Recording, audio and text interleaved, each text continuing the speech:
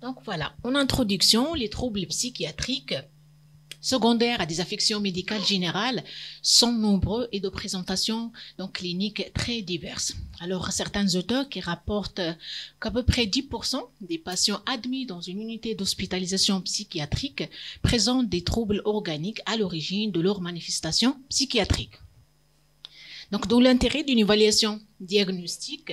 C'est une étape cruciale pour les sujets sur le plan thérapeutique et de pronostic, bien évidemment, parce que si on tarde le diagnostic, malheureusement, on va passer à côté du diagnostic et ça risque d'avoir des conséquences négatives sur la prise en charge et le pronostic de la maladie. Donc, l'enjeu principal, c'est justement ça, de ne pas passer à côté d'une éventuelle étiologie curable, neurologique. C'est tout l'objectif, parce que quand même, on va voir qu'il n'y a que des étiologies curables. Alors, bien qu'il existe depuis longtemps encore une distinction entre nos deux spécialités, la neurologie et la psychiatrie, les connaissances scientifiques récentes, actuelles, tendent plutôt vers un rapprochement, en quelque sorte un rapprochement des deux disciplines, ou en tout cas un renouvellement d'un questionnement commun entre la neurologie et la psychiatrie. Pourquoi ce rapprochement? Parce que les deux pathologies sont tendues par un dysfonctionnement du même organe, c'est le cerveau. Donc on a un dysfonctionnement cérébral au niveau des troubles psychiatriques, également au niveau des troubles neurologiques. Et parce que ces pathologies s'accompagnent souvent d'une souffrance psychologique. Donc, que ce soit chez les malades suivis par un trouble psychiatrique ou trouble neurologique, il y a toujours une souffrance psychologique qui accompagne les deux pathologies. Alors, les symptômes qu'on attribue classiquement à une origine psychiatrique sont retrouvés dans pas mal de cas de façon non exceptionnelle dans les pathologies neurologiques. Et d'ailleurs, elles peuvent même représenter donc les manifestations inaugurales de ce tableau clinique. Ce qui rend le diagnostic davantage complexe, bien évidemment, davantage complexe et parfois même retardé. Donc, on peut avoir un retard du diagnostic et malheureusement donc des prises en charge qui sont inadaptées pour le patient.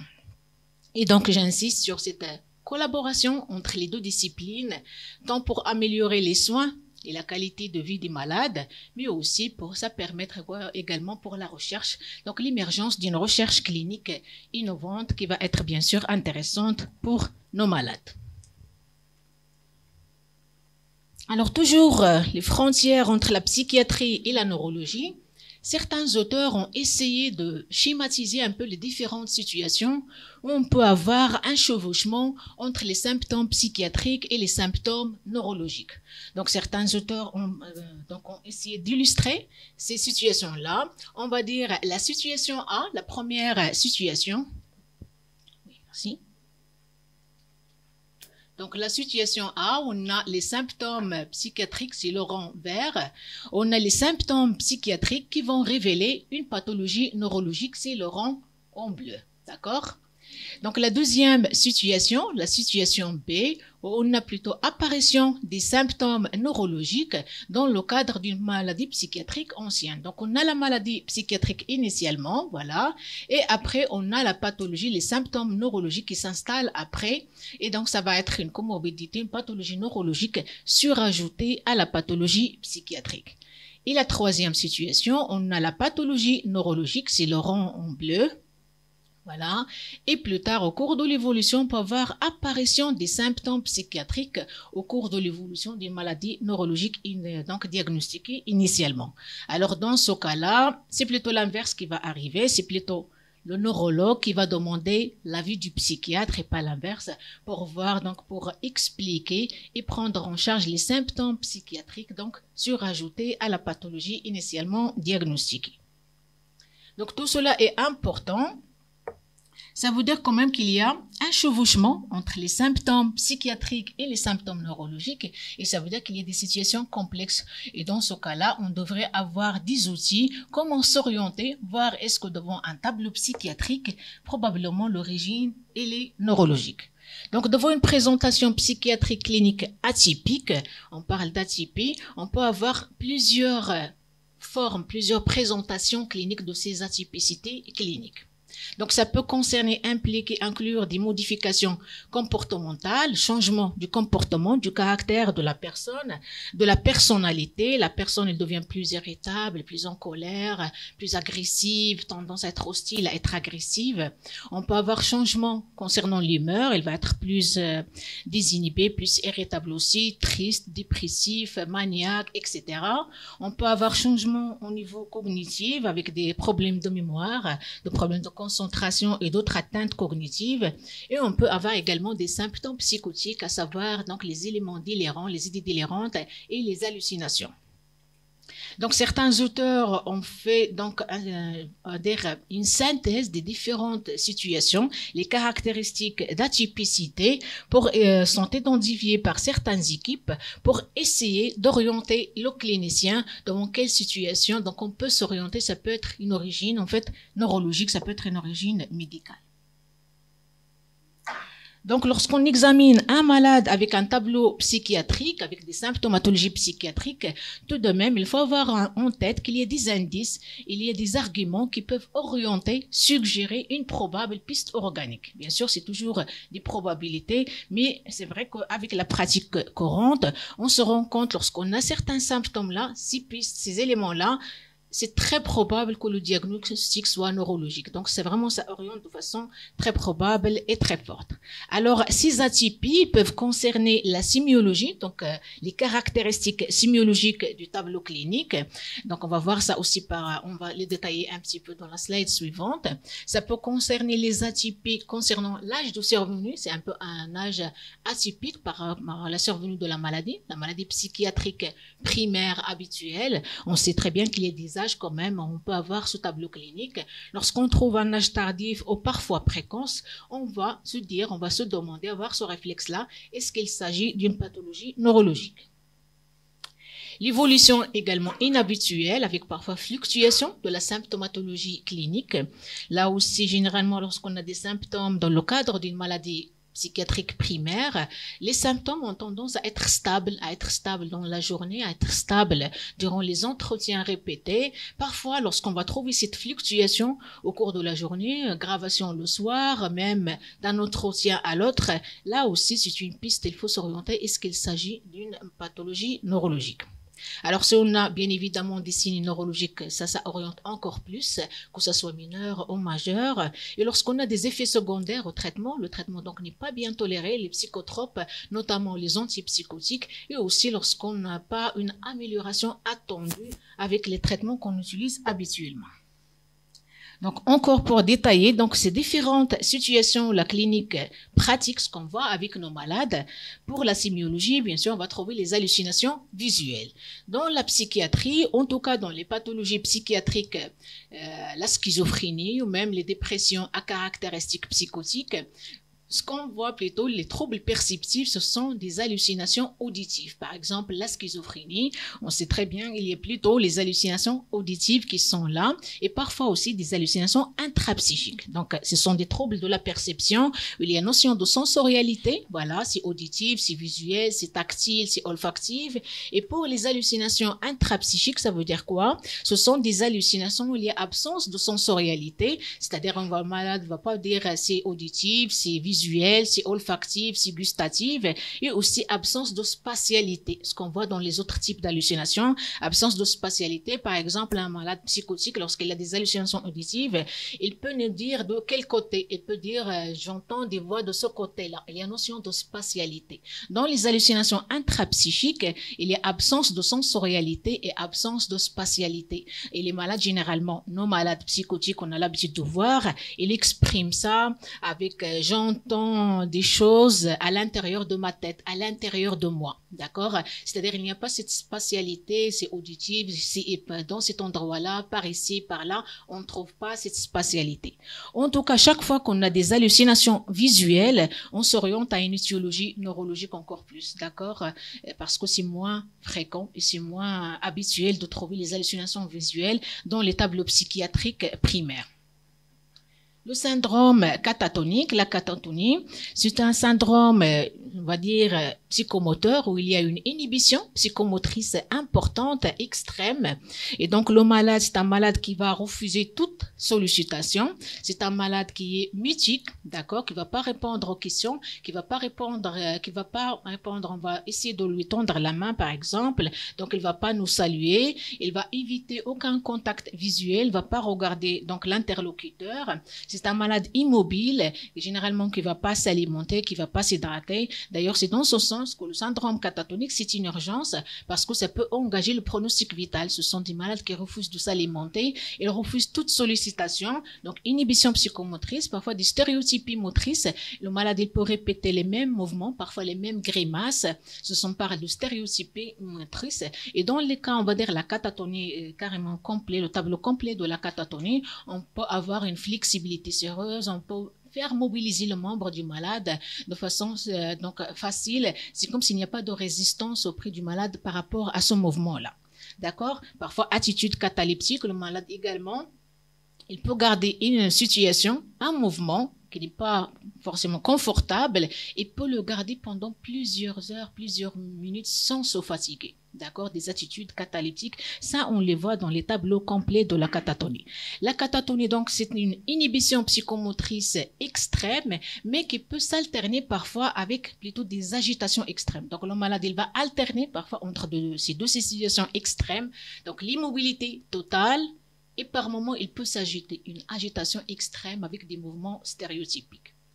Là aussi, chaque fois qu'on a un syndrome catatonique, il y a des étiologies psychiatriques de la catatonie, oui, mais aussi il y a des étiologies neurologiques de la catatonie. Donc, à chaque fois qu'il y a un syndrome catatonique, il faut quand même avoir ce réflexe de chercher une étiologie neurologique. Alors, si on a une présence de symptômes cognitifs, d'évolution progressive, une atteinte de la mémoire, et d'autres atteintes cognitives, ça aussi c'est parmi les symptômes qui nous orientent plus vers la neurologie. La fluctuation des symptômes, comme je disais auparavant, lorsqu'on a des symptômes par exemple qui changent au cours de la journée, dans la confusion par exemple, on peut avoir des hallucinations visuelles, on peut avoir des éléments délirants et des hallucinations visuelles généralement qui sont terrifiant, d'un contexte comme d'un contenu qui fait peur, terrifiante, comme voir des animaux, des monstres.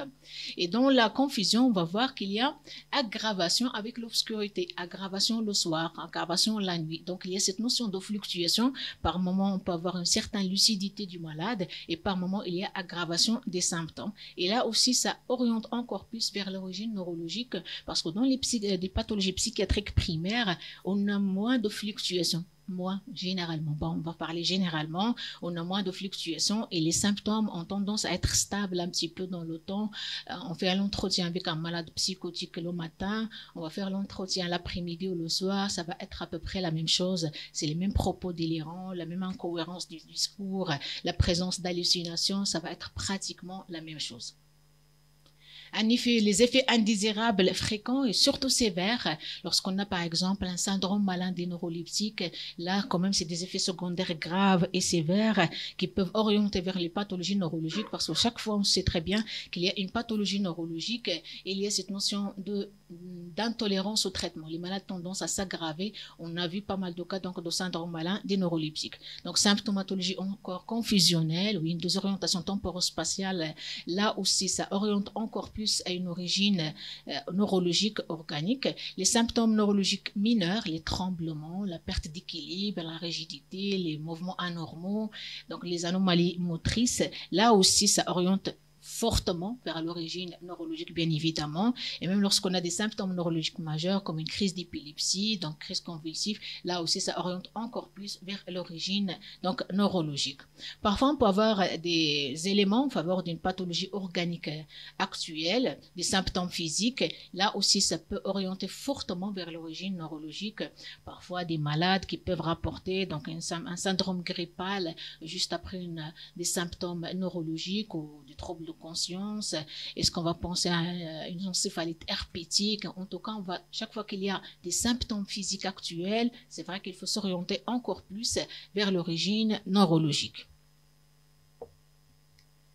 Voilà, donc c'était un peu une introduction. Quels sont les éléments atypiques qu'on devrait chercher sur le plan de la sémiologie, sur le plan de l'évolution, sur le plan parfois on va voir aussi par rapport à l'âge d'installation de la pathologie, du tableau psychiatrique, et on va illustrer, donc on va essayer d'illustrer ça avec des vignettes cliniques. Donc je vous demande quand même que ça soit interactif, et donc je vais commencer par la première vignette clinique.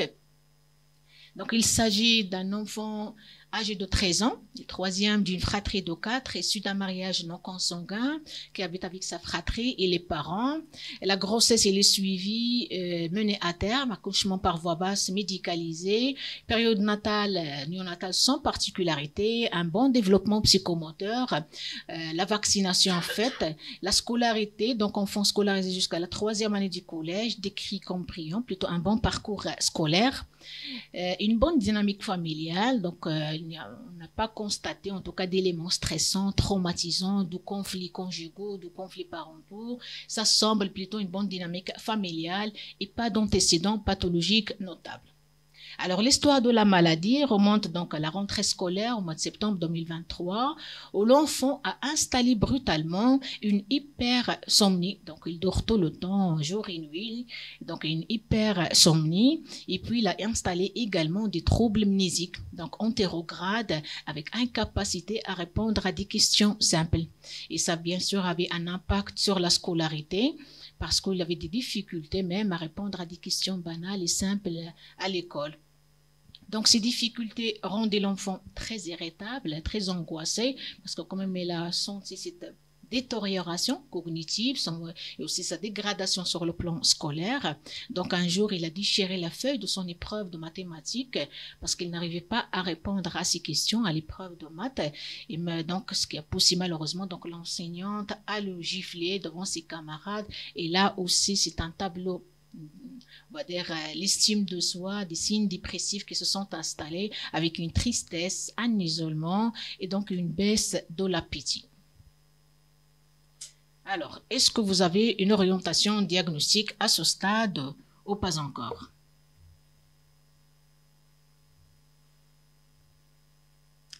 Je continue. Donc, le tableau clinique s'est aggravé par l'apparition de propos incohérents. Donc, quand même, le discours, il est devenu incohérent. Des passages du coq à l'âne, ça veut dire que le malade, il va avoir un discours totalement incompréhensible, c'est-à-dire l'enchaînement entre les différentes idées. Il ne respecte plus l'enchaînement logique. Pour avoir un discours compréhensible, il y a toujours une cohérence et une logique par rapport aux idées. Donc, une idée qui est très logique et cohérente avec l'idée antérieure, avec l'idée qui va suivre. Lorsqu'on a un passage du coq à l'âne, ça veut dire que totalement incohérent, il n'y a aucun lien entre les différentes idées. Les barrages de son discours, c'est un symptôme sémiologique qu'on voit dans la désorganisation, qu'on voit chez les psychotiques, donc les psychoses aiguës, principalement chez les schizophrènes, les psychoses chroniques. Les barrages, ça sous-entend que le malade, il parle au cours du discours, il peut s'arrêter à un moment donné, il peut s'arrêter quelques secondes.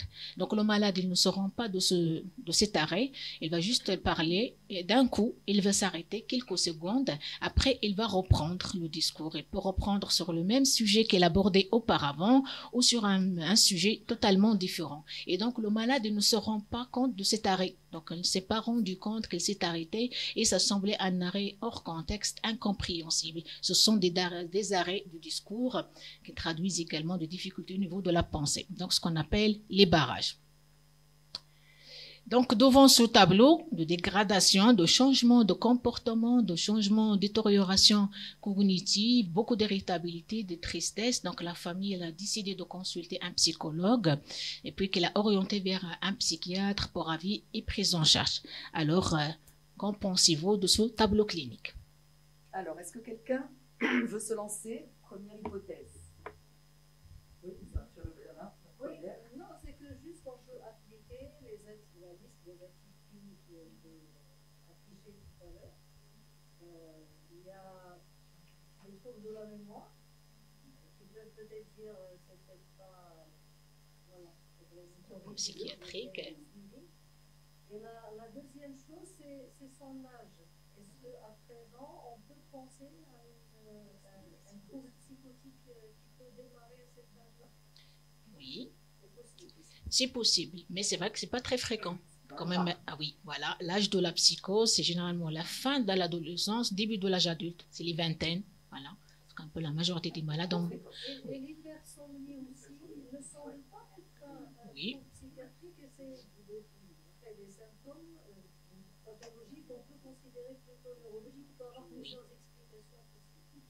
Tout à fait.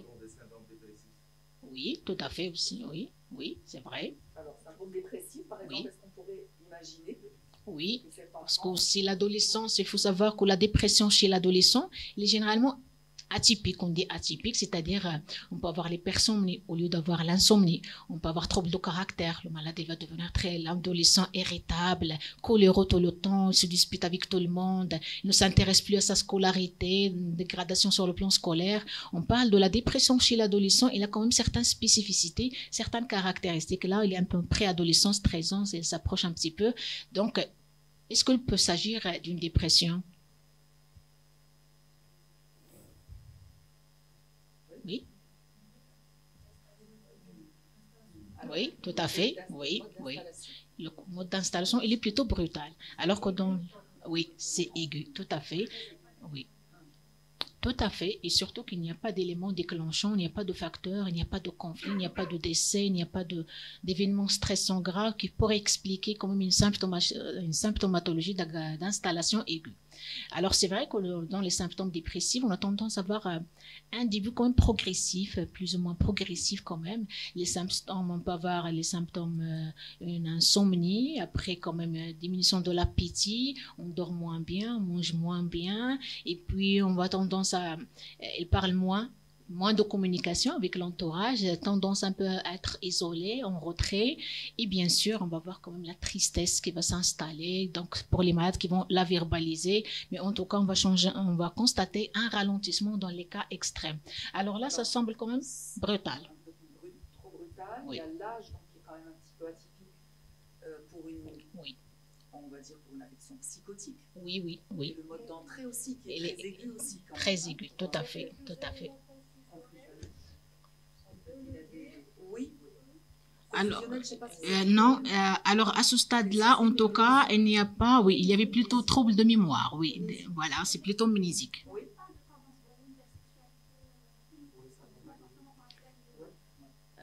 Alors, ça n'a pas été noté, non. Oui. Oui. Et là, apparemment, c'était pas... D'accord. Donc, ça vous donne déjà des idées, des diagnostics, oui, sur le plan neurologique. D'accord, oui. Oui. Oui, Effectivement, si c'est... oui, oui, tout à fait. Ce qui dérange, c'est la perte des capacités intellectuelles. L'incident qui a été brillant, Oui.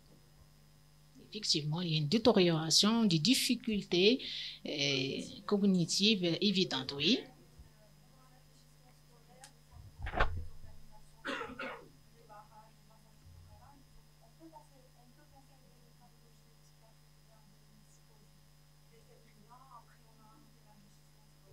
Oui.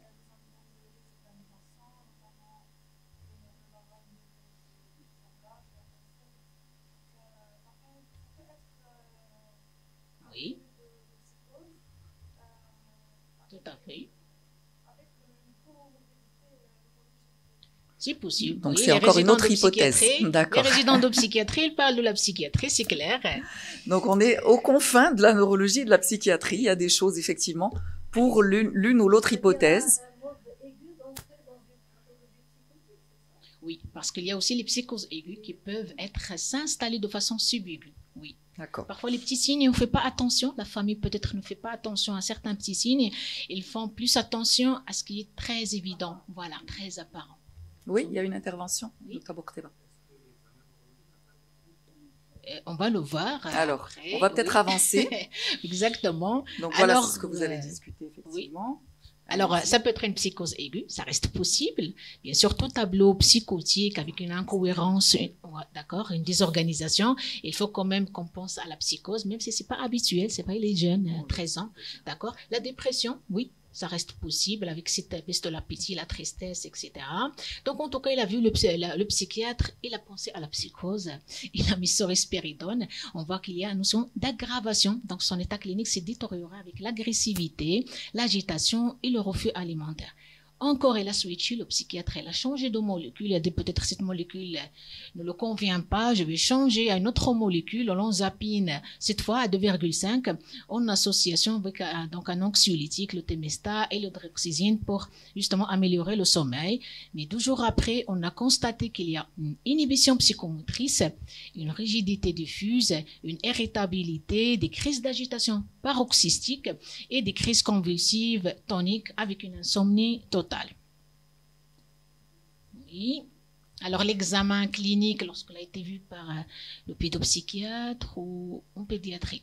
Donc, l'enfant était en état de stupeur, donc une inhibition totale psychomotrice, obnubilé quand même, GCS à 11, refus de contact oculaire, refus de la main tendue, s'agite par moments d'une manière imprévisible. Son discours, il est pauvre et peu compréhensible, donc des petits mots qu'on ne comprend rien du tout de son discours. Donc, les pupilles égales, réactives, hypertonie axiale et périphérique, catalepsie, crise épileptique, les réflexes ostéotendineux présents, pas d'atteinte des nerfs crâniens, pas de déficit moteur, sensibilité difficile à évaluer. Donc là, on retient un syndrome catatonique, voilà, parce qu'il y a quand même les signes majeurs de la catatonie. L'examen général, quand même, on trouve une cachexie parce qu'il ne s'alimentait pas, donc quand même, il y a le poids qui est bas, et le reste est sans anomalie, donc apéritique, en tout cas, c'est un examen-là. Alors, qu'est-ce que vous proposez comme conduite à tenir devant ce tableau? Oui. Oui. Un EEG, oui. Une ponction lombaire, oui. Donc, les choses semblent se clarifier. D'accord. Donc, effectivement, le malade a été hospitalisé en pédiatrie. Qui veut se lancer?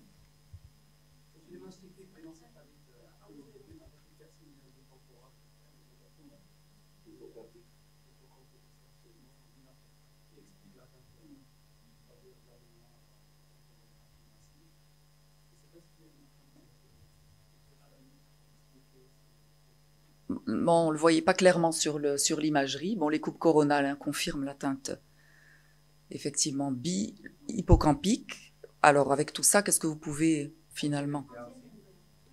Ok. Donc, on vous montre le complément. Oui, il a fait le G. Donc, le bilan biologique, l'APL, voilà. Oui, l'APL, proteinorragie. Et c'est vrai, la recherche, vous avez parlé d'anticorps.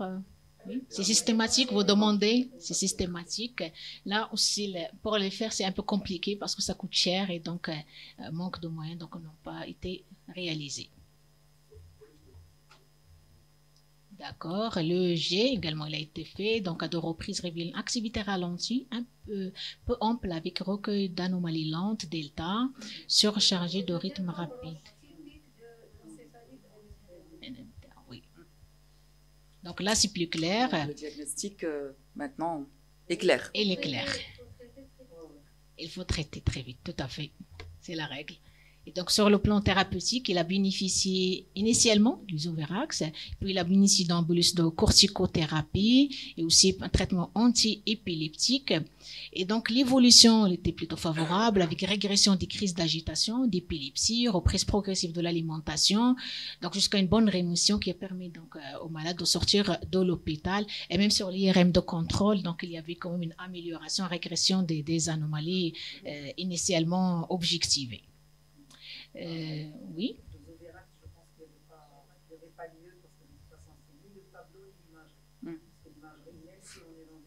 Oui. C'est pas l'imagerie de l'encéphalie thérapeutique qui est souvent asymétrique d'ailleurs. Et c'est une Oui. très asymétrique, prédominant. Après, je pense que les collègues pédiatres ont dû vraiment précaution, exactement. Oui. En pédiatrie, je pense qu'ils ont dû avoir vraiment peur de laisser évoluer ça, mais après, il y a eu la corticothérapie de toute façon. Alors, je vais donc en profiter pour faire une petite mise au point. Je vous reprends le micro, s'il vous plaît. Merci beaucoup, professeur Arab. Sur les encéphalites auto-immunes, parce que là, on est vraiment dans le cœur du sujet. Ce sont, comme vous le savez, des encéphalites qui peuvent tout à fait se révéler et dont le tableau peut être inauguré par des présentations psychiatriques. Et d'ailleurs, il y a un concept dont professeur Gregui va parler un peu plus tard dans la journée ou demain, qui émerge dans la littérature, et on parle de psychose auto-immune, et c'est justement ces cas d'encéphalite révélés par des éléments psychotiques, psychiatriques, avec très peu d'éléments, voire pas du tout d'éléments neurologiques initialement. Donc, faut-il rechercher les anticorps chez les patients atteints de troubles psychotiques primaires, en particulier dans la schizophrénie? Il y a des études qui ont fait ça. C'est pas très probant quand le tableau schizophrénique est typique. Donc, je pense pas qu'il faut se lancer dans ça chez tous les malades. Il faut savoir aussi, en particulier peut-être, bon, pour tous les auditeurs là, que l'IRM peut être faussement rassurante. On voit toujours de belles images comme ça dans la littérature, mais bien sûr que l'IRM peut être normale. Et donc, il faut pas être rassuré par une IRM normale dans ces tableaux-là. L'EEG est souvent utile, en particulier quand il montre des choses aussi typiques que l'extrême delta brush. Alors voilà en particulier ce papier de 2019 dans Lancet Psychiatrie sur ce concept d'auto-immune psychiatrie avec un consensus international et des guidelines pour le diagnostic. Donc je vais passer très rapidement, juste pour vous rappeler que les anticorps peuvent être dirigés contre soit un antigène membranaire, soit des antigènes intracellulaires, et parmi lesquels, dans les antigènes membranaires, les fameux anticorps dirigés contre le récepteur au N-méthyl-D-aspartate. Alors, juste pour vous montrer ça, bon, désolé, c'est pas net, c'est le problème du data show. C'était un petit peu, mais je pourrais vous envoyer l'article si ça vous intéresse, sur les principales caractéristiques psychiatriques, et vous voyez la richesse, bien sûr, de ces éléments psychiatriques en fonction de l'anticorps responsable. Le panel a aussi proposé donc des red flags, des drapeaux rouges, pour suspecter en fait une encéphalite auto-immune devant des patients avec éléments psychotiques. Alors bien sûr, dans ces encéphalites auto-immunes, la plus fréquente est celle qui constitue l'association la plus fréquente, la plus forte avec des manifestations psychiatriques, c'est l'encéphalite à anticorps anti-NMDA. La physiopathologie est compatible avec l'hypothèse du glutamate qui a été justement évoquée et qui commence à émerger de plus en plus dans la littérature. Cette encéphalite prédomine chez les jeunes femmes et les enfants, et les symptômes initiaux sont des troubles psychiatriques prédominants, ce qui fait que la majorité des patients va aller d'abord chez le psychiatre. Donc fréquemment, ça va être de la dépression, de l'anxiété, accompagné ou non d'insomnie, d'épisodes de peur avec agitation, des hallucinations et des idées délirantes. Et ça peut évoluer parfois vers un syndrome catatonique, comme ça a été le cas chez ce jeune garçon. Des troubles du comportement peuvent aussi inaugurer le tableau avec une inadaptation sociale, un comportement inadapté. Et puis il y a aussi parfois des troubles cognitifs dès le départ, mais qui peuvent être masqués par l'importance des troubles psychiatriques, en particulier psychotiques. On peut avoir aussi d'emblée des céphalées, des nausées, de la fièvre parfois, qui vont à ce moment-là plus aider. Et puis assez rapidement, ou parfois dès le début, des mouvements anormaux, en particulier les fameuses dyskinésies oro-lingo-faciales, qui sont très évocatrices quand elles s'associent à des troubles psychiatriques, bien sûr avant la mise sous traitement psychotrope, antipsychotique, parce que parfois on va se demander, c'est ça la difficulté, une jeune personne qui va être mise sous traitement antipsychotique et qui développe des dyskinésies, on dit ce sont les neuroleptiques, donc là aussi il y a des problèmes de diagnostic différentiel. Alors ensuite le tableau peut se compléter avec des crises épileptiques, puis des troubles de la vigilance, des manifestations dysautonomie qui sont évocatrices du diagnostic et une hypoventilation. Alors très rapidement, on n'oublie pas quand même, à côté des encéphalites auto-immunes, des autres maladies inflammatoires qui peuvent se révéler par des manifestations psychotiques, telles que la maladie de B7. Chez nous, on en a eu quelques patients.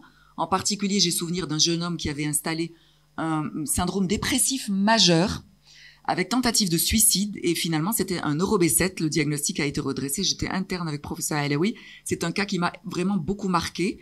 La sclérose en plaques, c'est un peu quand même plus anecdotique que les manifestations soient inaugurées par des troubles psychiatriques isolés. Pensez aussi aux pathologies infectieuses dans des maladies psychiatriques qui se révèlent de cette façon-là, en particulier la fameuse neurosyphilis, même si on en voit de moins en moins. Je pense d'ailleurs que les psychiatres, en particulier les résidents de psychiatrie, n'ont plus la main aussi facile pour demander le TPH-AVDRL. C'était systématique avant. Si, toujours systématiquement. Je pense qu'il faut continuer à le faire, hein, malgré tout. Donc, on connaît bien les idées délirantes mégalomaniaques chez les patients neurosyphilitiques qui sont fréquentes, qui sont associées en général à des perturbations du comportement. Le patient peut être incurique, qui présente des fugues, donc c'est vraiment un tableau pseudo-psychiatrique avec souvent des éléments de désinhibition et puis ensuite les troubles cognitifs qui s'installent. Mais malheureusement, parfois c'est trop tard hein, sur le plan du pronostic quand les troubles cognitifs sont déjà installés jusqu'à la démence. Et c'est très bien de diagnostiquer au moment où le patient a encore uniquement les troubles psychiatriques. Alors, à l'examen, on va surtout prêter attention aux pupilles. C'est pas cher et ça peut rapporter gros, vraiment. Il nous arrive de nous orienter vers la syphilis rien qu'en regardant les pupilles du malade, surtout quand il y a un signe d'Argal-Robertson complet. Et puis les autres éléments de l'examen neurologique, en particulier ce fameux tremblement du menton qui est orientateur, tremblement fin un petit peu, hein, pas franchement bien sûr extra-pyramidal, mais qui est orientateur, des éléments de bradykinésie, une abolition des réflexes, et puis des crises épileptiques qui sont quand même plus rares par rapport au tableau psychiatrique, cognitif et extra-pyramidal. On n'oublie pas bien sûr la maladie de Creutzfeldt-Jakob, ça peut être comme mode d'entrée un mode d'entrée psychiatrique, bien sûr il faut prêter attention à l'âge pour la forme sporadique. Je ne reviens pas sur l'imagerie, hein. Chaque fois je projette quelques images pour un petit peu marquer les esprits, les choses typiques. Il faut savoir que le Creutzfeldt-Jakob, c'est un sujet comme ça, de la soixantaine, et il peut inaugurer la maladie par un syndrome anxio-dépressif, et on va penser à une dépression du sujet d'âge mûr, mais attention à prêter aussi attention aux troubles neurologiques qu'on peut voir apparaître, et qui peuvent être très subtils au début, hein. Quelques éléments de troubles de l'équilibre, quelques éléments là aussi extra-pyramidaux, quelques petites secousses myocloniques très minimes au début, mais si le psychiatre voit le patient présenter ce genre de troubles, vraiment ça va être d'emblée très orientateur vers la neurologie, et puis l'atteinte bien sûr cognitive. Alors le sujet qui a un Creutzfeldt-Jakob peut être aussi délirant au début, hein. Les neurologues n'ont pas tellement l'habitude de les voir sur ce mode d'entrée, mais ça peut être aussi donc un tableau psychotique. Chez le sujet jeune, il faut penser à la nouvelle variante de maladie de Creutzfeldt-Jakob. Finalement, l'épidémie attendue ne s'est pas confirmée, heureusement. Il y a très peu de cas depuis les premiers cas anglais qui étaient liés bien sûr à l'encéphalopathie spongiforme bovine, donc à la maladie de la vache folle. Mais le début psychiatrique est encore plus fréquent que dans le Creutzfeldt-Jakob sporadique. Ce sont la majorité de ces sujets qui sont des sujets jeunes par rapport au MCG sporadique qui vont débuter la maladie par des troubles psychiatriques et souvent des paresthésies et des phénomènes douloureux. Alors, le VIH, bien sûr, ça accompagne le tableau neurologique, hein, en particulier cognitif quand même. Souvent, c'est des patients qui ont une atteinte, un ralentissement, une bradyphrénie, mais il faut prêter attention aux signes neurologiques et bien sûr aux signes systémiques, ainsi qu'à la mauvaise réponse au traitement symptomatique devant ces troubles psychotiques chez un sujet jeune. Il faut penser bien sûr à l'encéphalite à VIH ou à une complication opportuniste. L'encéphalite herpétique, le cas est démonstratif, on aurait pu un petit peu s'orienter vers ça, même si le tableau neurologique n'était pas le plus habituel. Mais au stade de troubles séquelaires, il y a le syndrome de Kluver-Bucy, qui est assez classiquement retrouvé en séquelles des encéphalites herpétiques. Et là, vous connaissez bien ce comportement d'hyperphagie, d'hypersexualité, l'hyperactivité motrice, l'apathie, la désinhibition sexuelle, justement, dont vous parliez tout à l'heure. Donc, une richesse en termes de troubles psychiatriques qui peut faire suite. Mais là, normalement, c'est pas inaugural et on a la notion de l'épisode d'encéphalite qui a précédé. Voilà, donc je vais laisser Dr Arab présenter la deuxième vignette clinique. Merci beaucoup. Merci. Très bien, donc merci professeur Benabjli. Donc on passe à la deuxième vignette clinique. Là, c'est une jeune patiente âgée de 19 ans, étudiante. Elle a été ramenée par sa mère aux urgences psychiatriques pour un tableau d'inhibition psychomotrice. Donc, il a des antécédents de suivi depuis quelques années, depuis 4 ans, pour dépression récurrente, pour laquelle elle a été mise sous différents traitements antidépresseurs, antipsychotiques, avec une bonne amélioration. En tout cas, le dernier traitement qu'il prenait, c'était les citalopram à 10 mg par jour et le lonzapine à 2,5 mg par jour.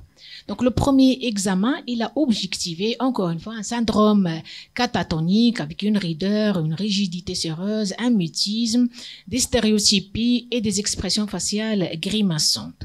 Alors, la conduite à tenir, qu'est-ce qu'on devrait faire, à votre avis?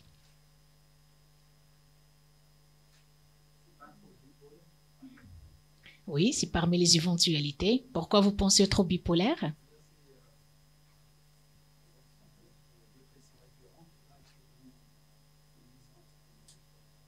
Oui. Alors, catatonique, est-ce qu'on va s'orienter plus vers la manie ou on va s'orienter plutôt vers la dépression? Oui, oui, la dépression. Mais c'est vrai, lorsqu'on trouve des dépressions récurrentes, parfois on se dit qu'il y avait un épisode hypomaniaque, ça reste probable. Mais en tout cas, on est dans le registre des troubles de l'humeur, effectivement. Il y a des signes cliniques qui peuvent être mis sur le compte des effets secondaires. Des traitements, oui, c'est possible, effectivement. Oui, tout à fait. En sachant que ça reste une faible dose de 2,5 mg, c'est pas très élevé. Oui, et aussi une faible dose. Tout à fait. Oui. Donc, devant tout syndrome catatonique, nous, la stratégie de traitement, c'est de mettre donc les benzodiazépines, on met du lorazépam, le Temesta. Et donc là, c'est plusieurs prises par jour. C'est l'objectif, c'est un traitement symptomatique. Donc, quelle que soit la catatonie dans un cadre psychotique, dans un cadre de trouble de l'humeur, dans un cadre neurologique, la prise en charge est la même. C'est-à-dire là, il faut juste, vu que le pronostic vital engagé, il faut agir vite, d'accord? C'est un myorelaxant, on peut avoir une bonne évolution de la catatonie sous lorazépam. Donc la patiente, effectivement, elle a été mise sous lorazépam, et bien sûr, un bilan a été donc demandé pour la patiente. Vu à chaque fois devant la catatonie, on demande un bilan quand même. On se dit qu'est-ce qui se passe, est-ce qu'il y a une origine neurologique? Donc là, le bilan, on retrouve quand même des CPK très élevés chez une patiente là. Cette fois, elle est donc fébrile, et du coup on a suspecté le syndrome malade des neuroleptiques. Donc tout patient qui prend les antipsychotiques, les neuroleptiques, fébriles, et en même temps on a les CPK, on a une confirmation biologique, les CPK très élevés, pour nous c'est un syndrome malin. Donc la patiente elle a été donc hospitalisée aux urgences, on a eu une baisse des CPK au cours du suivi, donc à 521. Mais quand même, un contrôle 2 semaines plus tard, on retrouve qu'il y a encore élévation des CPK, en sachant que généralement, on fait la fenêtre thérapeutique, c'est-à-dire au cours après la catatonie, après un syndrome malin, on va pas donner les neuroleptiques. D'accord? Au moins 15 jours, 2 semaines de fenêtre thérapeutique. On va pas prescrire les antipsychotiques. Et d'ailleurs, même lorsqu'on represcrit, on prescrit à des doses faibles et on change la molécule qui a été incriminée initialement. C'est la règle. Donc là, quand même, c'est un peu inhabituel de voir cette augmentation des CPK avec absence d'amélioration clinique. Donc la maladie a gardé le même tableau clinique, persistance de la fièvre, d'où une deuxième hospitalisation aux urgences. Donc la TDM cérébrale demandée, on a l'habitude de demander l'imagerie. TDM cérébrale, c'est ce qu'on a l'habitude de demander, et c'était donc normal, sans anomalie. Alors qu'est-ce que vous proposez pour avancer? Oui. Est-ce qu'il y a d'autres hypothèses qui émergent? Sérotoninergique, oui, c'est-à-dire, là, c'est pour les malades qui prennent beaucoup de molécules, voilà, antidépressives. Lorsqu'on a association de plusieurs traitements antidépresseurs, on peut avoir un syndrome sérotoninergique. En tout cas, c'est pas le cas chez cette patiente. Elle était sous escitalopram. Bon, ça. Oui. C'est ça le problème. On demande la TDM, à la fin, on ne trouve rien à la TDM. Mais la TDM, là aussi, on trouve rien. Ne peut pas, justement. C'est beaucoup plus l'IRM directement. Oui, oui. Ce qui est le cas d'ailleurs. Oui. Cette malade. On est passé. Donc, quand même, on attendait le lorazepam, on attendait encore le zolpidem. Il a l'indication dans la catatonie. Donc, l'association, ça n'a pas marché, pas d'amélioration. On attendait le CT. Donc, les électrochocs, la sismothérapie, il y a également l'indication dans la catatonie, quelle que soit l'origine. C'est un traitement de la catatonie. Généralement, on a une bonne amélioration. Ça a un effet rapide. Ce n'est pas comme les traitements. Il a un effet rapide. Et rapidement, on peut avoir, donc, le malade, il reprend le contact. Il va s'améliorer. Il va s'alimenter. Il va s'hydrater. Donc, surtout, on vise éviter l'urgence et le pronostic vital. Donc, là aussi, pas d'amélioration. Donc, les traitements habituels, rien. On n'a pas d'amélioration. Alors, fibrile, a priori, oui, mais on ne se souvient pas exactement, mais en tout cas, il a gardé le même tableau initial, la catatonie. D'accord, voilà, il était catatonique, il n'y avait pas d'amélioration sous zolpidem, sous ocitène non plus. Alors, est-ce que vous avez besoin d'autre chose?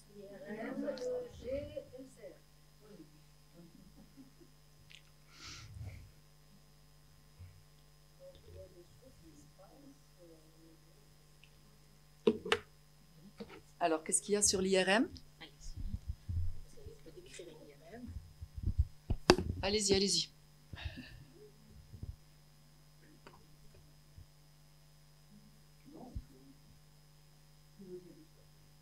Qu'est-ce que vous voyez? Oui.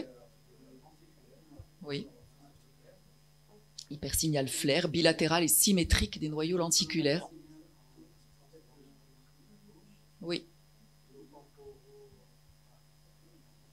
Oui. Oui, c'est pas sûr, hein. Je pense que là, il y a des petites prises vasculaires, en fait, des coupes vasculaires qui prennent le contraste, mais les lésions ne prennent pas de contraste, pas de prise de contraste méningée aussi particulière. Alors, est-ce qu'il y a des diagnostics qui émergent? Jeune patiente. Wilson. Est-ce que vous demanderiez un complément de bilan? Est-ce qu'il y a un autre diagnostic? Un autre diagnostic différentiel? Ou à ce stade, avec l'IRM, c'est clair, c'est Wilson? Non. Beaucoup de choses. Beaucoup de choses. Mais on va privilégier le bilan. D'accord, oui. Donc, ça reste la première hypothèse. D'accord, oui. Très bien. Donc, voilà. Oui. Oui. Là, on est quand même dans effectivement quelque chose de chronique. Donc voilà. Si on prend effectivement les épisodes dépressifs qu'elle a fait quand même, tout à fait. Ça dure depuis chronique, quelques années. Oui, tout à fait. Donc, fixe.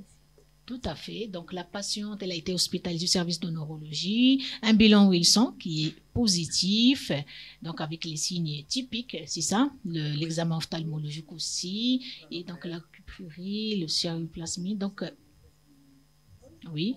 Donc, c'est un tableau typique, voilà. Même si on n'a pas la cuprurie, mais c'est suffisant pour retenir un Wilson. Je pense que là, il y a assez d'arguments. Et donc, hépatique normale, oui, normale.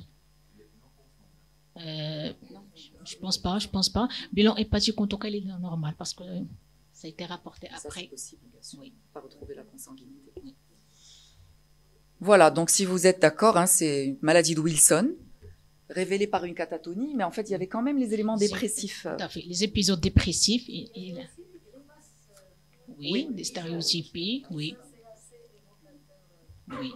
Il faut vraiment prêter attention à ce signe-là. Oui. Et ça aussi, c'est important pour les résidents de psychiatrie de faire attention à ces signes-là, à chaque fois de s'orienter sur ces petits indices, des myoclonies, des grimaces. Ah oui, malheureusement, il s'est aggravé quand même. Beaucoup de complications, malheureusement, chez cette patiente. Oui, aggravation de la rigidité, la luxation temporomandibulaire, les iscars, ulcérations. Oui.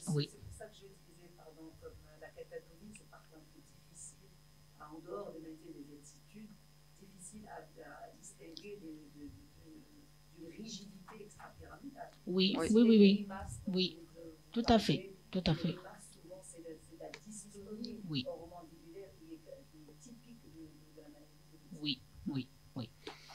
Et elle a fait, apparemment, à cause d'une dystonie très importante en torticolis, une ulcération mentonnière. Hyperflexion de la tête et contre la clavicule, elle a ulcéré son menton. Oui.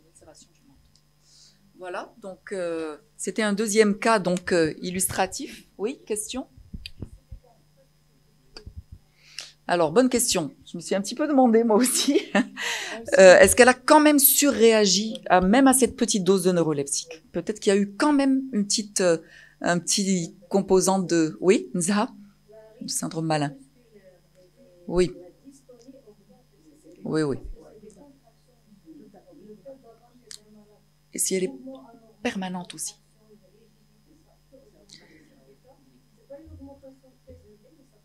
Oui, si elle est aussi en hypertonie permanente et sévère, ça donne une petite rhabdomyolyse, effectivement. Donc il y a les deux explications. Après, avec la maladie neurologique, elle peut aussi faire des effets secondaires aux neuroleptiques de façon très importante pour des faibles doses aussi, mais c'est une des atypies possibles à laquelle on doit faire attention. Alors la maladie de Wilson, vous connaissez là aussi, hein, c'est une maladie de transmission autosomique récessive. L'anomalie se situe sur le gène ATP7B et c'est un trouble du métabolisme du cuivre. L'âge de début, c'est bien sûr des sujets jeunes et dans 30 à 40% des cas, ce sont des syndromes psychiatriques qui vont être inauguraux quand même, avec un trouble dépressif majeur, parfois des troubles bipolaires, une instabilité, une irritabilité et des éléments psychotiques aussi, c'est possible. D'ailleurs, très souvent quand même, hein, dans certaines études, jusqu'à pratiquement le quart des cas, les patients vont d'abord aller chez le psychiatre, là aussi, comme on l'a vu tout à l'heure, pour l'encéphalite anti-NMDA. Alors, chez les enfants, il faut vraiment faire attention. On a eu pas mal d'enfants comme ça, ou d'adolescents, où le tableau était inauguré par une baisse du rendement scolaire et par des troubles de l'écriture. Et on disait, voilà, il ne sait plus écrire, il fait plus attention, souvent il est puni par les enseignants. Et en fait, c'est des éléments dystoniques à l'écriture et la baisse du rendement scolaire parce qu'il y a une petite atteinte cognitive qui s'installe et les manifestations attentionnelles en particulier, parce que les noyaux gris centraux, bien sûr, vous le savez, sur le plan de la cognition, sur les fonctions exécutives et les capacités attentionnelles. Alors, l'examen neurologique, quand il y a des mouvements anormaux, les choses s'éclaircissent un petit peu, en particulier, bien sûr, dystoniques, mais il y a une richesse aussi, hein, en termes des mouvements anormaux. Et le fameux faciès sardonique, regardez ces cas historiques avec très souvent cette attitude, on a l'impression en fait que le patient est hyper souriant, d'accord, mais c'est pas volontaire, c'est des éléments dystoniques de la face avec ce fameux faciès qui a été décrit vraiment dès le début. Donc l'examen ophtalmo, quand on trouve l'anneau vert, c'est très orientateur bien sûr, même si c'est pas pathognomonique. Et les antipsychotiques sont justement particulièrement mal tolérés. C'est pour ça que j'ai pensé à cette patiente avec de toutes petites doses comme ça, qui a quand même peut-être qui s'est aggravée sous neuroleptique.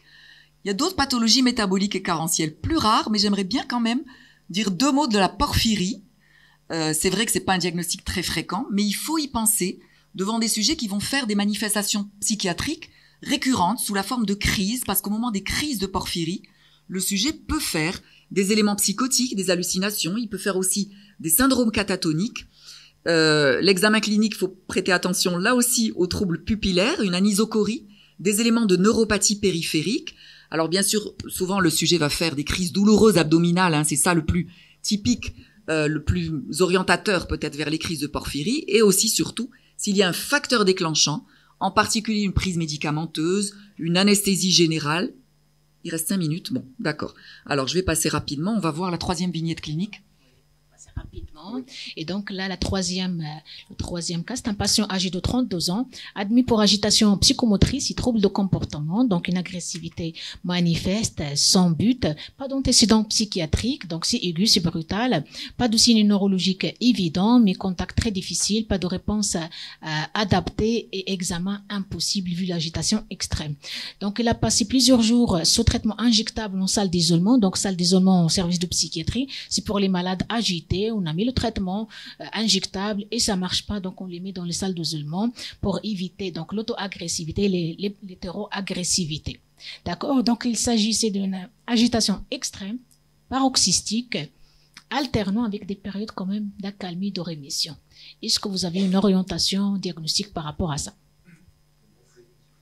Porphyrie délirante aiguë, oui, c'est vrai, on dit que ça évolue par vague, c'est un peu des éléments psychotiques, hallucinatoires, délirants, et par moment, il y a quand même une certaine lucidité, une évolution par vague dans les psychoses aiguës, oui. Les épisodes durent combien de Ça peut être bref, mais c'était un malade difficile d'avoir un contact. Voilà, c'était très compliqué d'avoir un contact quand même avec le malade. Oui, oui.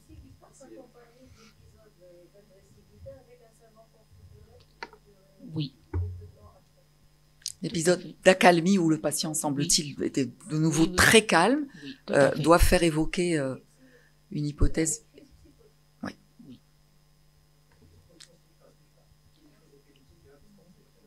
Oui, exactement. C'est parmi les éventualités, donc des éléments psychotiques qui entrent dans le cadre de l'épilepsie. Oui, tout à Oui. fait. Alors, je vais vous demander un EEG, je suppose, si vous avez évoqué ça. Et donc là, on trouve des anomalies paroxystiques, temporales, l'imagerie cérébrale sans anomalie, donc le bilan biologique sans anomalie. Et là, donc, on retient une épilepsie, on va mettre un traitement anti-épileptique. Il y a une nette amélioration, disparition de l'agitation. C'est vrai, dans notre contexte, les psychiatres, on n'y pense pas trop parce que on a l'habitude de voir les malades agités. C'est un peu notre quotidien pour le médecin de garde, les urgences, très agités, extrême agitation, traitement injectable, salle d'isolement. Mais c'est vrai, lorsqu'on voit que le malade ne s'améliore pas, parce qu'au bout de 12 jours, avec un traitement injectable, les malades, quand même, on sort de la salle d'isolement, on reprend la voie orale, donc on fait le relais. Avant, c'était le traitement injectable, après, on fait le relais par la voie orale. Lorsqu'on constate qu'un malade ne se calme pas, difficile de l'aborder, aucune amélioration, c'est des crises d'agitation paroxystique, c'est vrai, on pense quand même, est-ce qu'il s'agit plutôt d'une épilepsie? Paroxystique, Oui. tout à fait. Oui, paroxystique, tout à fait. Donc justement, dans l'épilepsie, il faut vraiment penser à l'épilepsie parce que les signes psychiatriques peuvent constituer, alors il y a 3 situations en fait, hein. Ça peut être prodromal de la crise, ça a été décrit, mais surtout de l'irritabilité, de l'agressivité, humeur dysphorique dans les quelques heures à quelques jours qui précèdent la crise. Ça peut être percritique, bien sûr, en particulier dans les crises focales ou bien dans des états de mal non convulsifs, ça les neurologues connaissent bien. Ça peut être post-critique, comme vous le dit le Dr Benmouh, confusion, psychose post-critique qui peut durer de quelques heures à plusieurs semaines et qui vont avoir tendance à récidiver. Pour parler de l'agressivité, en particulier au moment des crises, parce que dans la littérature, il y a beaucoup de choses, criminalité et épilepsie, par exemple, c'est plutôt rare, mais il peut y avoir des patients qui vont arriver aux urgences en crise et qui se manifestent par de l'agressivité. Et dans ces cas-là, elle est un petit peu particulière. Elle va être plutôt spontanée, sans but, plutôt quand même passagère et justement paroxystique comme ça. Il n'y aura pas d'antécédents de violence, pas d'épisodes de violence en dehors des crises. Les automatismes percritiques de la crise épileptique pourraient donner des comportements agressifs, mais souvent ils sont pas élaborés, ils sont pas très complexes. Bon, ça peut être quelque chose de simple, comme par exemple pousser quelqu'un, d'accord, comme automatisme, comme le patient va avoir un autre automatisme moteur. Et les manifestations intercritiques qui se prolongent peuvent donner lieu à des troubles psychotiques, en particulier un trouble schizophrénique. C'est souvent dans des épilepsies temporales avant l'âge de 10 ans. Et là, vraiment comorbidité et intersection entre la neurologie et la psychiatrie. Alors, peut-être quand même 2 minutes, parce que les autres situations sont quand même importantes, vraiment, pour les neurologues. C'est le cas du sujet âgé, qui arrive aux urgences dans un état de syndrome confusionnel agité, inaugural entre guillemets, d'accord? Comme le cas de ce patient de 73 ans, qui est totalement instable, il est amené parce qu'il a des troubles de comportement depuis 10 jours, il est confus, il ne répond pas de façon cohérente, il ne sait pas où il est, il ne peut pas dire son adresse, et il est en attitude de refus d'être examiné. Ça, nos résidents de neurologie sont quand même assez souvent confrontés à ce genre de patients au niveau des urgences. On va peut-être plus faire discuter la salle puisqu'on n'a pas le temps. Je pense que les autres salles ont fini. Et en fait, là, c'est l'interrogatoire. C'est vraiment pour insister sur l'interrogatoire, pour aller à la pêche, pour voir est-ce qu'il y a des troubles cognitifs chez ce sujet âgé qui ont précédé et qui sont souvent banalisés en fait, parce que c'est mis sur le compte de l'âge. Donc, demandez aux familles, pas seulement, comme je le dis toujours à nos résidents, ne dites pas seulement « wesh ken kein ça », « wesh ken ketin ça », parce que souvent on vous dit « là, la kein sèche », d'accord? Posez des questions plus précises, en particulier, est-ce qu'il lui arrive de poser plusieurs fois la même question? Ça, c'est, là aussi, comme je dis, ça rapporte gros, parce qu'un sujet âgé qui fait ça, c'est pathologique. C'est pas un oubli bénin de l'âge, d'accord? Toujours en train de réitérer cette personne. Alors là, regardez, la famille dit que cette patiente, je me suis trompée, s'est perdue 3 mois avant en revenant de la mosquée. Donc attention, ça aurait dû alerter quand même, que elle se trompe souvent dans sa prière, qu'il y a quand même un changement au niveau de sa personnalité aussi, tendance au repli avec une indifférence affective depuis quelques mois, et que c'était mis sur le compte de l'âge, que ça n'avait pas été évoqué. Donc syndrome confusionnel avec agitation chez un sujet âgé, mais là qui avait démarré quand même des petits troubles cognitifs qui étaient passés inaperçus. Donc il y a toute une anamnèse à faire, bien sûr minutieuse, de l'entourage, du patient lui-même. Regardez le contexte de vie, est-ce qu'il y a un isolement affectif, l'état de santé de l'aidant et l'attitude de l'entourage, on va en parler demain encore. Est-ce qu'il y a eu des médicaments avec une introduction nouvelle ou un sevrage en médicaments récents, est-ce qu'il y a d'autres toxiques? Et est-ce qu'il y a des signes, des problèmes de santé autres? En particulier, on insiste toujours sur les troubles digestifs, la constipation, jusqu'au fécalome éventuellement. Même chez un sujet âgé sans troubles cognitifs débutants, un simple fécalome peut donner un syndrome confusionnel. Chez un sujet âgé, par ailleurs, tout à fait normal. Des douleurs, bien sûr, s'il y a de la fièvre, une bronchopnéopathie, une altération de l'état général, tout ça, c'est une source de décompensation d'un trouble cognitif préexistant. Donc, je pense qu'on va aller rapidement, juste pour insister quand même que c'est pas toujours de la maladie d'Alzheimer ou de la démence vasculaire, et que ça peut être, bien sûr, en particulier, d'autres pathologies dégénératives ou démentielles, telles que, et en psychiatrie et neurologie, c'est les DFT qui vont poser le plus de problèmes. Parce que là, le trouble psychiatrique, vraiment, en premier lieu, va être très très riche. Épisodes dépressifs, des épisodes donc hypomanes, de la désinhibition, de l'exaltation de l'humeur, des idées délirantes et des hallucinations, et parfois des comportements sociaux inadaptés avec des transgressions sociales jusqu'à des comportements parfois violents, avec bien sûr le trouble du jugement, la rigidité, l'inflexibilité caractérielle et de la pensée. Et la cognition peut être normale. Chez ces malades, vous faites un MMSE de débrouillage ou un MoCA, un peu moins le MoCA quand même, mais il faut faire attention sur les quelques points où est-ce que le patient va perdre des points. Mais un MMSE est faussement rassurant, il va être normal au début chez un patient DFT. L'examen neurologique aussi est pauvre, en particulier au début. Vous allez prêter attention à quelques petits signes, la réapparition de réflexes archaïques, une atteinte du deuxième neurone avec une petite amyotrophie que avait la patiente que j'ai passée rapidement. Donc, bien sûr, il y a des critères diagnostiques, mais c'est peut-être au niveau de la pathologie démentielle ce qui va vraiment poser le plus de diagnostics différentiels avec une pathologie psychiatrique, surtout que l'âge est relativement jeune par rapport à l'âge habituel des démences comme l'Alzheimer. On est autour d'un sujet qui a moins de 60 ans, autour de la cinquantaine. Bon, je pense que je vais vous laisser conclure, Dr Arab. On avait encore beaucoup de choses à dire, mais malheureusement, on est obligé de s'arrêter pour un problème de temps. Donc là, pour conclure, il y a toujours ces situations complexes entre la neurologie et la psychiatrie. Ça demande des éléments évocateurs, toujours les chercher de façon systématique, une anamnèse minutieuse pour le contexte, les caractéristiques sémiologiques, les signes systémiques, les antécédents, l'évolution inhabituelle des symptômes, l'examen neurologique. Et là, j'incite les résidents de psychiatrie comme de faire un examen neurologique, évaluer la cognition et bien sûr les investigations complémentaires, c'est important. Donc, toujours cette collaboration, neurologue, psychiatre, faire des staffs bidisciplinaires, multidisciplinaires. Et donc, c'est important de renforcer cette collaboration, comme j'ai dit au début, tant pour les soins, pour améliorer les soins et la qualité des malades, mais aussi ça va permettre de favoriser l'émergence d'une recherche clinique innovante. Et merci de votre attention.